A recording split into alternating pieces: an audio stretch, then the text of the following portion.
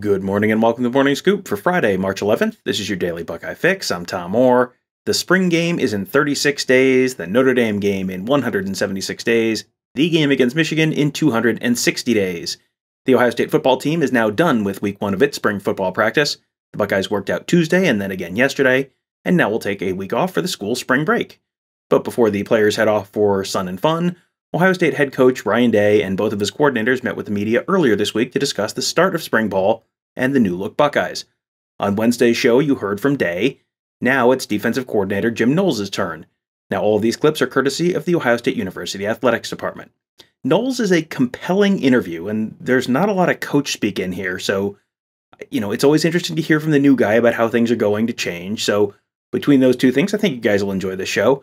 We're going to start with the topic of tackling, and I think you're going to see what I mean when I say that he's a compelling interview. Tackling can be sort of a fine line at this point. It's a crucial piece of football, but you also need to balance trying to keep guys healthy this spring, but also developing proper technique. So how do you do that? You're going to hear Knowles' answer, and then you're going to hear a follow-up from our buddy Dave Biddle from Bucknuts. You don't have to practice bringing guys to the ground. You can't. We're trying to save bodies. The amount of blows that a guy takes is really important to us. And I really made a change a few years back. One of my best friends at Cornell, a guy named Tom McHale, was one of the first, his wife, to donate his brain to the concussion research. And it really made me change everything that I do. And I think the whole sport has now changed. But the bottom line is, you don't have to practice bringing guys to the ground. It's all about position. Tackling is technique and timing. So what I'm looking for out there is to make sure, I call it owning your hip, right? And you can do this all year long. You don't need pads on. You just have to own your hip. If this microphone is the runner, I got to have one guy here, and he's just got to be in good position, and he's got to tag the hip. And then I got to have another guy here with his near leg up, and he's got to tag the hip. And you can do that all over the field, and you don't ever really have to tackle anybody.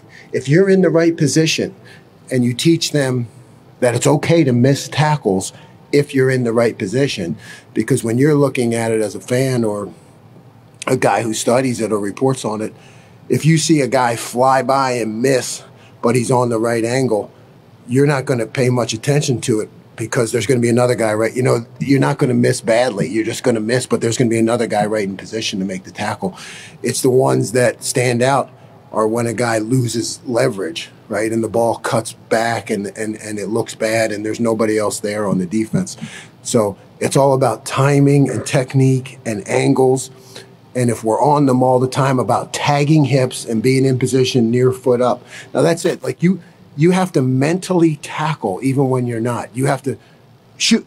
I'm tackling. You got the adjustment has to go in your mind, to your foot, to your hands, and you have to say, okay, I'm going to tackle that guy right there.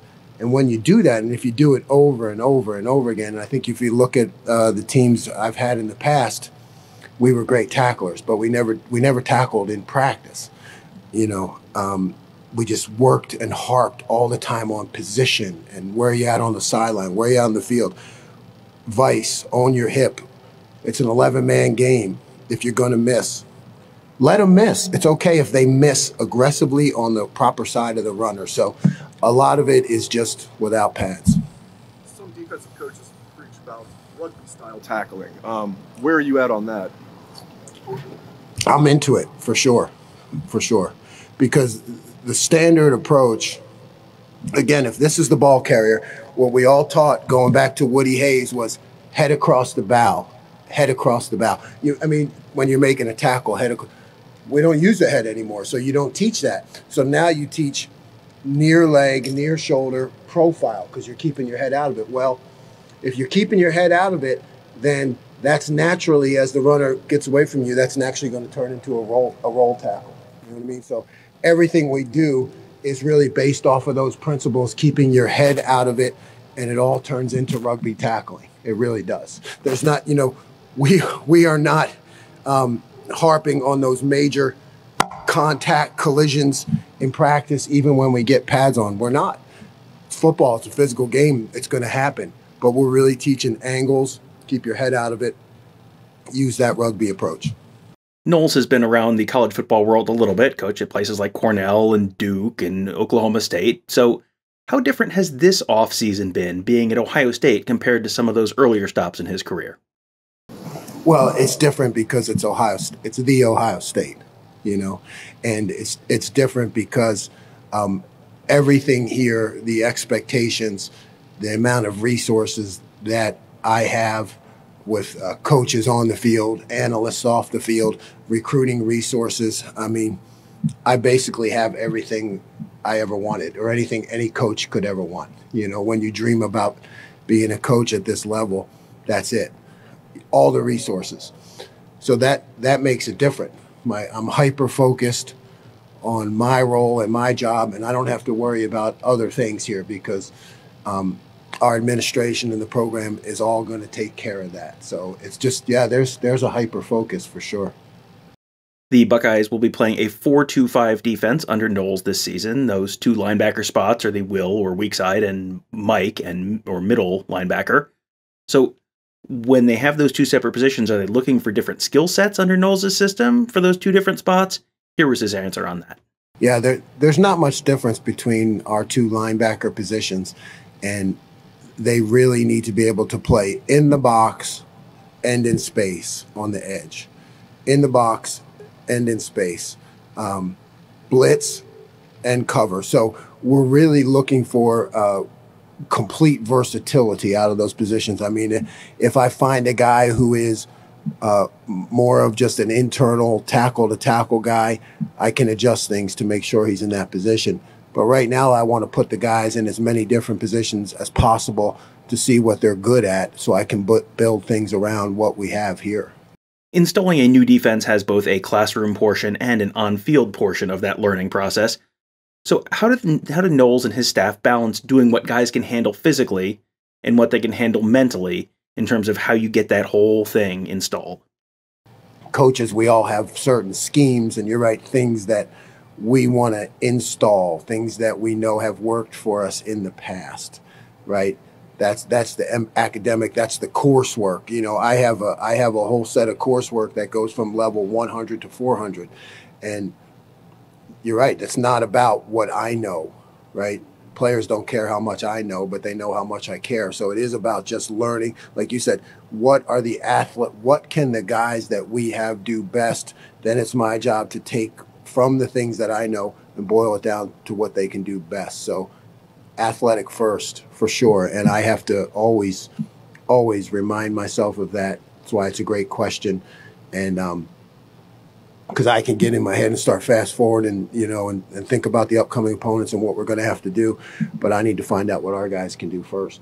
Ryan Day, at one point during those interviews earlier this week, was raving about Jim Knowles' reputation as a great teacher. So how does Knowles think that he has changed as a teacher over the years throughout his career?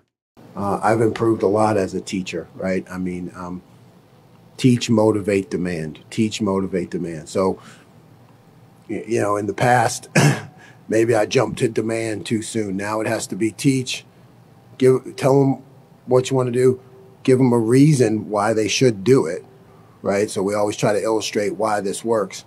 And then if they don't get it, go back and teach again. And, you know, when you finally get to be demanding, if you've done the right procedure, then, you know, they're ready to be demanded, you know. So I'm much more thorough at the teaching part, direct teaching, responses from the players, keeping the meetings lively, interactive, things that they can look at on their phone because that's where they live, and really approach teaching as to what the players, how their life goes every day, you know. Yeah, and then you know, if the student hasn't learned, the teacher hasn't taught. Now that's like, you know, when you get through a career, you start to, you know, when you're young, you'll get upset, you know, if a guy doesn't get something, and now I look at it like, hey, you know, that's my responsibility. He has not learned it well enough because I have not taught it well enough. So you're always constantly looking at yourself like, how can I approach this better to be a better teacher? Kourt Williams is a name that you've probably heard us talk about a lot over the last couple of years, but who has not really won a starting job yet. So he was working with the safeties on day one, but he could theoretically be a linebacker as well.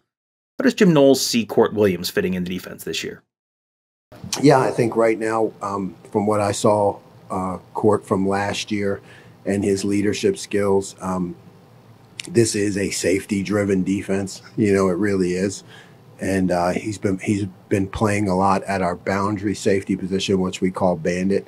We feel like he can get into the run fit there when we want him. We feel that he's a guy he's a leader. He just off the field, when I watched him in the weight room and work, he's a worker, he's a leader. So I like him with more depth and vision to be able to see the ball and to control kind of the movements of the secondary.